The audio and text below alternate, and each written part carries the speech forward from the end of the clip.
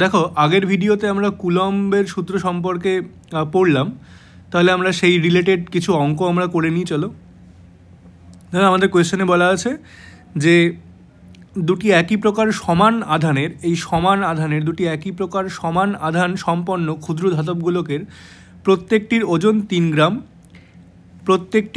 3 গ্রাম একটি বিন্দু থেকে 13 সেন্টিমিটার দীর্ঘ একটি সুতোর দ্বারা গোলক দুটিকে ঝোলানো হলে গোলক দুটি বিকর্ষণের জন্য পরস্পরের থেকে 10 সেন্টিমিটার দূরে স্থির অবস্থায় থাকে।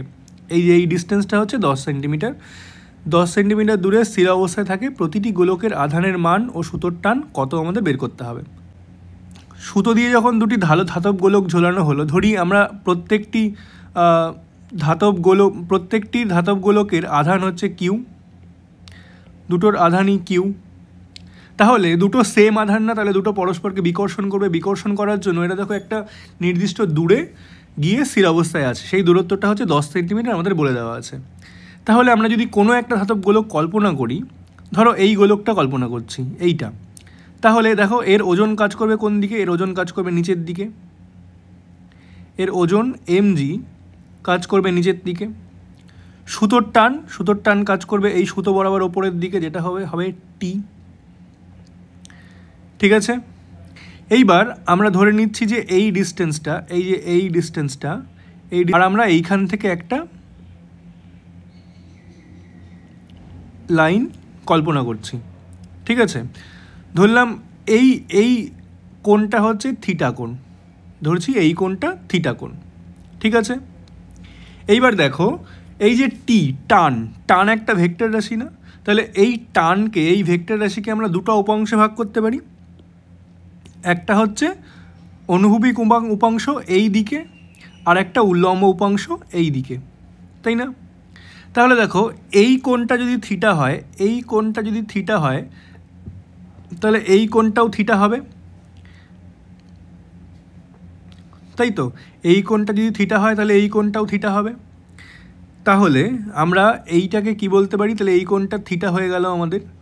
তাহলে দেখো এই যে টি ভেক্টরটাকে আমরা যে দুটো উপাংশে ভাগ করলাম, তাহলে উপাংশে ভাগ করার পরে এই উপাংশটা হবে হচ্ছে টি কস থিটা, আর এই উপাংশটা হবে টি সাইন থিটা, তাই না? এইবার এই গোলকের ওপরে আমরা বল কল্পনা করছি, তাই না? এই গোলকের ওপরে কি বল কাজ করছে? তাহলে এই গোলকের ওপরে আর একটা বল কাজ করবে। সেই বলটা হচ্ছে এই গোলকের জন্য এই গোলকের ওপর একটা কুলম্ব বল কাজ করবে, যেটা এই দিকে হবে, তাই তো? তাহলে এই গোলকের ওপরে একটা বল কাজ করবে, যেটা হচ্ছে বিকর্ষণ বল কাজ করবে, যেইটা হচ্ছে এই দিকে হবে, তাই তো? এইটা হচ্ছে এফ। ঠিক আছে, এইবার আমাদের কোয়েশ্চেনে বলা আছে যে বিকর্ষণের জন্য পরস্পর থেকে 10 সেন্টিমিটার দূরে স্থির অবস্থায় আছে। তার মানে এইটা এখন ইকুইলিব্রিয়াম পজিশনে আছে। এবার ইকুইলিব্রিয়াম পজিশনে থাকলে আমরা তাহলে কি করতে পারি? দেখো আমরা হচ্ছে এই যে অনুভূমিক বলগুলো আর উল্লম্ব বল যেগুলো আছে উল্টো দিকে, সেগুলো ইকুয়াল করতে পারি। তাহলে এই দিকের বলটাকে আর এই দিকের বলকে আমরা ইকুয়াল করে দেবো, আর এই দিকের বল আর এই দিকের বল আমরা ইকুয়াল করে দেবো, তাই তো? তাহলে দেখো আমরা কি লিখতে পারি? আমরা লিখতে পারি হচ্ছে F is equal two T sine theta, কেননা এফ কাজ করছে বাঁ দিকে আর টি সাইন থিটা কাজ করছে ডান দিকে। এবার যেহেতু এইটা ইকুইলিব্রিয়ামে আছে, তার মানে নিশ্চয়ই এফ বল আর টি সাইন থিটা বল দুটো সমান হবে, সেই জন্যই এটা ইকুইলিব্রিয়ামে স্থির অবস্থায় থাকবে। ঠিক আছে, এইটাকে বললাম 1 নাম্বার ইকুয়েশন। একই রকমভাবে তাহলে উল্লম্ব বল কি আমাদের আছে? টি কস থিটা আর mg, তাই না? তাহলে স্থির অবস্থায় এই দুটো বিপরীত দিকের বলও সমান হতে হবে। তাহলে আমরা বলতে পারি mg is equal two T cos theta, equation number 2 বলছি আমরা। ঠিক আছে, আচ্ছা এইবার দেখো তো আমাদের বলা আছে এই যে এই ডিস্টেন্সটা হচ্ছে 10 সেন্টিমিটার, তাই না? এই ডিস্টেন্সটা 10 সেন্টিমিটার। তাহলে দেখো আমরা যে এই দাগটা টেনেছি, এই দাগটা কী হবে, এইখান থেকে এর মধ্যবিন্দুতে ছেদ করবে না? তাহলে এই সম্পূর্ণটা যদি 10 সেন্টিমিটার হয় তাহলে এইটা কি অর্ধেক না? এই অর্ধেকটা তাহলে কত হবে? 5 সেন্টিমিটার হবে। তাহলে এই জিনিসটা কি হবে? 5 সেন্টিমিটার হবে। আচ্ছা, আমরা নাম দিয়ে দিই, চলো। আমরা বলছি এইটাকে এ বিন্দু বলছি, এইটাকে বি বিন্দু বলছি, এইটাকে সি বিন্দু বলছি, এটাকে ডি বিন্দু বলছি। ঠিক আছে? তাহলে দেখো আমাদের গিভেন কি ছিল? আমাদের দেওয়া ছিল যে BC is equal to 10 centimetre. তাহলে বিসি যদি 10 সেন্টিমিটার হয় তাহলে বিডি কত হবে? BD is equal to 5 centimetre. ঠিক আছে? এইবার দেখো আবার গিভেন কি ছিল, যে এই যে এবি মানে সুতার দৈর্ঘ্য দেওয়া ছিল। দেখো সুতার দৈর্ঘ্য হচ্ছে 3 সেন্টিমিটার বলা ছিল। তাহলে সুতার দৈর্ঘ্য মানে কি? এবি তাহলে দেখো আমাদের এবি হচ্ছে 13 সেন্টিমিটার। ঠিক আছে, বোঝা গেল? তাহলে দেখো এইখান থেকে আমরা এইবার দেখো এই কোণটাকে আমরা থিটা বলেছিলাম না? কোণ বিএডি এই কোণটা থিটা বলেছিলাম। তাহলে আমাদের এখান থেকে আমরা দেখো সাইন থিটা বের করতে পারি। তাহলে সাইন থিটা কী হবে? Sine theta is equal two হবে হচ্ছে লম্ব বাই অতিভুজ। লম্ব মানে কি? লম্ব মানে হচ্ছে বিডি ডিভাইডেড বাই অতিভুজ, অতিভুজ মানে এবি। তাহলে বিডি মানে কত? বিডি মানে হচ্ছে আমাদের 5 সেন্টিমিটার আর এবি মানে 13 সেন্টিমিটার। ঠিক আছে? তাহলে সাইন থিটা হয়ে গেল। এবার এখান থেকে দেখো আমরা কস থিটা বের করে নিতে পারি। কস থিটা মানে আমরা কি জানি? 1 মাইনাস সাইন স্কোয়ার থিটা এর রুট ওভার, তাই না? তাহলে দেখো এখান থেকে আমরা বলতে পারি কস থিটার মান হবে হচ্ছে 12/13।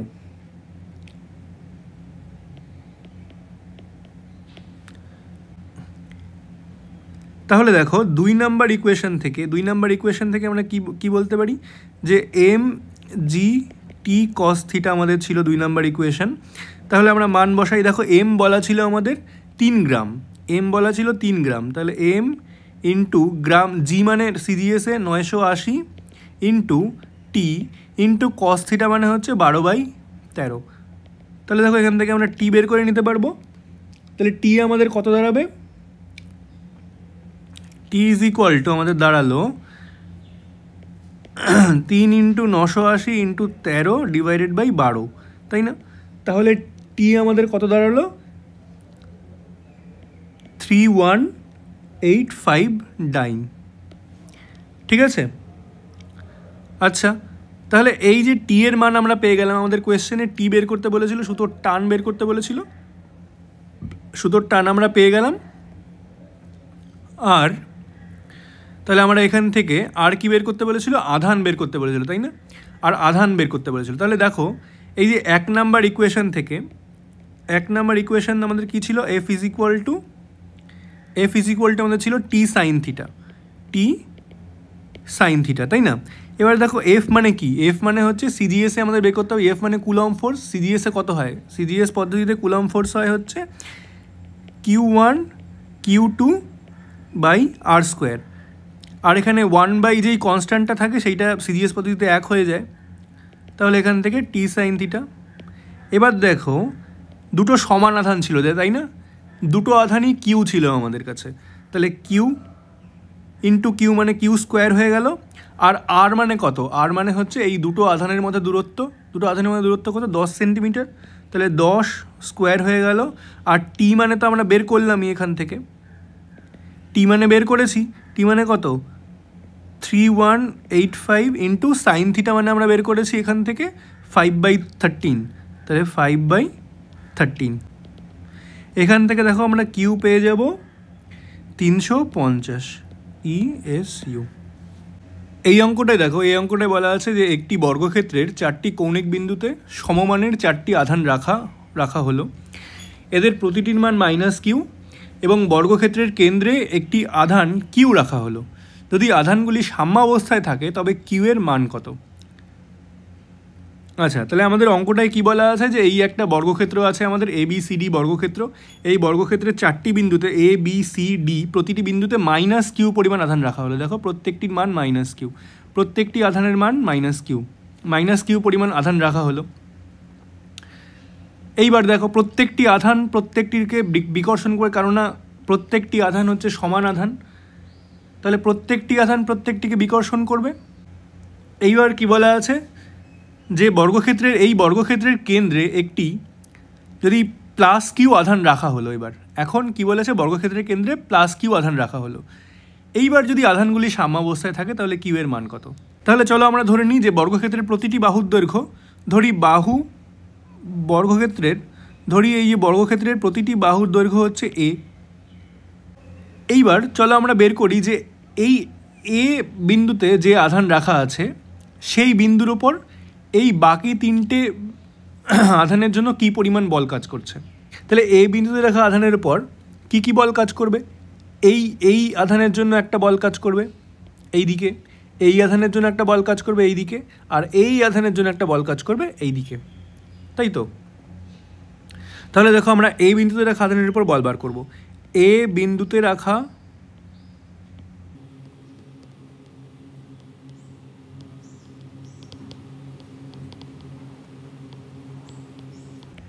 আধানের উপর বল, তাহলে এ বিন্দুতে রাখা আধানের উপর এই বি বিন্দুতে রাখা আধানের জন্য একটা বল কাজ করবে। এবার যেহেতু আধান দুটো সমান সেই জন্য বিকর্ষণ বল কাজ করবে। তাহলে এ বিন্দুতে রাখা আধানের ওপরে বি বিন্দুতে রাখা আধানের জন্য একটা বিকর্ষণ বল কাজ করবে, সেই বিকর্ষণ বলটা হবে এই দিকে, তাই না?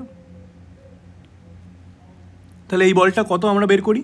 এই বলটা হবে হচ্ছে, এটাকে আমরা যদি F1 বলি তাহলে F1 কি হবে? F1 হবে হচ্ছে, আচ্ছা FAB বলি, এটাকে যদি আমরা FAB বলি তাহলে FAB কি হবে? 1/4πε0 minus Q into minus Q divided by R square, আর এখানে এ, তাহলে এ স্কোয়ার হলো। তাহলে আমাদের কী দাঁড়ালো? 1/4πε0 Q square by A square, ঠিক আছে হলো। এইবার এ বিন্দুতে রাখা আধানের ওপর বি বিন্দুর জন্য আমরা বল বের করলাম। এবার এ বিন্দুতে রাখা আধানের উপর ডি বিন্দুতে রাখা আধানের জন্য একটা বল কাজ করবে, সেই বলটা কাজ করবে হচ্ছে এই ওপরের দিকে, তাই না? এই বলটাকে যদি আমরা FAD বলি, এই বলটাকে আমরা FAD বললাম, তাহলে FAD ইজ ইকুয়াল টু কী হবে? 1/4πε0 সেমভাবে কিউ স্কোয়ার ডিভাইডেড বাই একই রকম, যেহেতু এই দৈর্ঘ্যটাও এ তাহলে এ স্কোয়ার, ঠিক আছে? তাহলে কি হলো? এ বিন্দুতে রাখা আধানের ওপর আমরা বি বিন্দুতে রাখা আধানের জন্য আর ডি বিন্দুতে রাখা আধানের জন্য বল বের করে ফেললাম, তাই তো? তাহলে দেখো দুটো বলই আমাদের সমান বেরোলো, দেখো দুটো বল সমান বেরোলো, FAB is equal two FAD বেরোলো, তাই না? তাহলে আমরা বলতে পারি FAB is equal two FAD is equal two, আমরা এটাকে F বললাম, এই দুটো বল সমান, এই দুটোকে আমরা F বললাম। এইবার দেখো যে এই বলটা কাজ করছিল কোন দিকে? এই দিকে, আর ডি এর জন্য বল কাজ করছিল ওপরের দিকে এই বরাবর। তাহলে এই দুটো বলের জন্য লব্ধি বল কাজ করবে এই বরাবর, তাই না? তাহলে এই দুটো বলের জন্য এ বিন্দুতে তাহলে লব্ধি বল কত হবে? তাহলে লব্ধি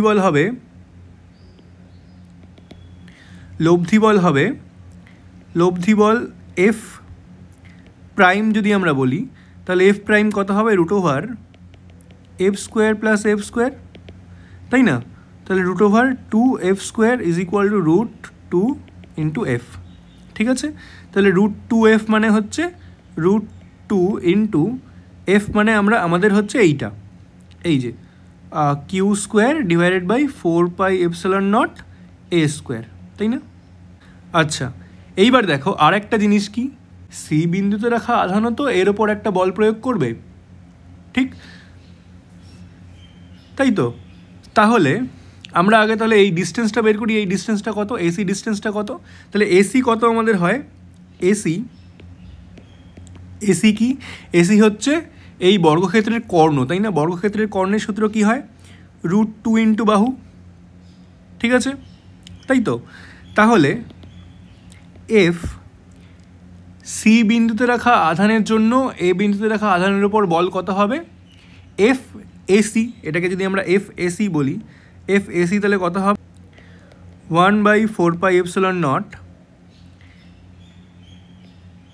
Q1 Q2 মানে Q square divided by R square, R মানে কত এখানে √2a স্কোয়ার।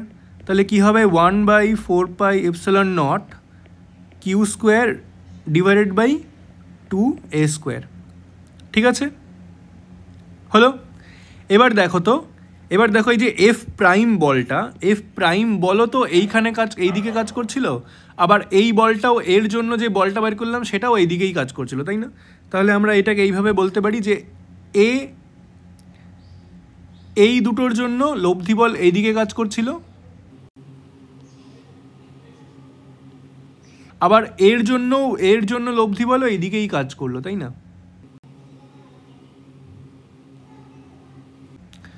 তাহলে এই তিনটে আধানের জন্য বি, সি আর ডি আধানের জন্য টোটাল বল কত হবে? এইটা প্লাস এটা, এইটা প্লাস এটা। তাহলে এফ টোটাল বলছি আমরা, তাহলে এফ টোটাল আমরা বলছি হচ্ছে √2 Q square divided by 4πε0 a square plus এইটা 1/4πε0 Q square by 2a square. এখান থেকে দেখো Q square by 4πε0 a square common যাচ্ছে, তাহলে আমাদের পড়ে থাকলো হচ্ছে √2 প্লাস হাফ, তাই না? তাহলে আমাদের এইটা পড়ে থাকলো, এইটা হচ্ছে টোটাল বল কার জন্য? এইটা হচ্ছে টোটাল বল এইটার জন্য আর এইটার জন্য।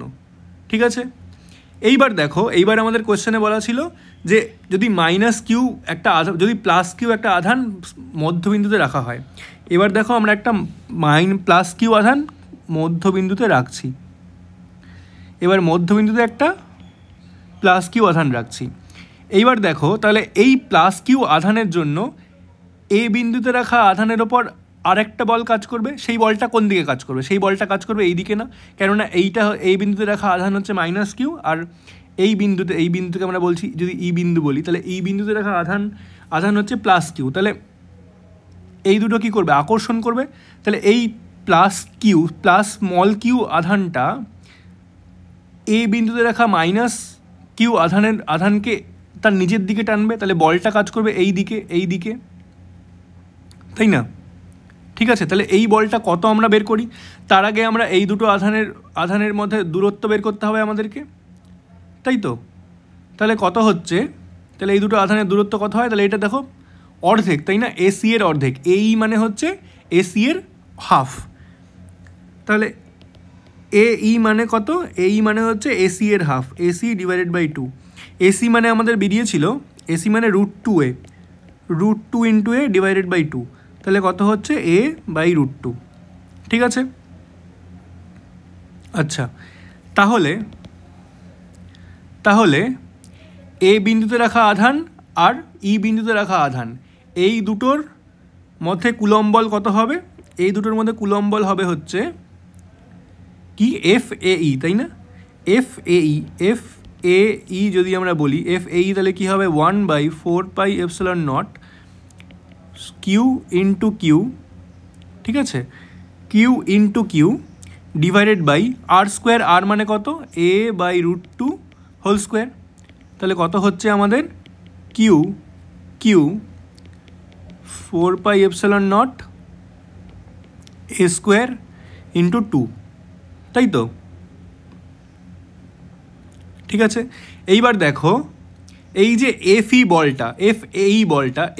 বলটা কোন দিকে? FAE বলটা হচ্ছে এই দিকে, FAE বলটা এই দিকে, আর টোটাল বল মানে হচ্ছে এই তিনটে আধানের জন্য এইটার ওপর বল হচ্ছে এই দিকে। এই টোটাল সিস্টেমটা কখন সাম্যাবস্থায় থাকবে? যখন এই দুটো বল ইকুয়াল হবে, তখনই সাম্যাবস্থায় থাকবে। তাহলে আমাদের শর্ত কি? সাম্যাবস্থার শর্ত হবে হচ্ছে, তাহলে আমাদের সাম্যাবস্থার শর্ত কি হবে?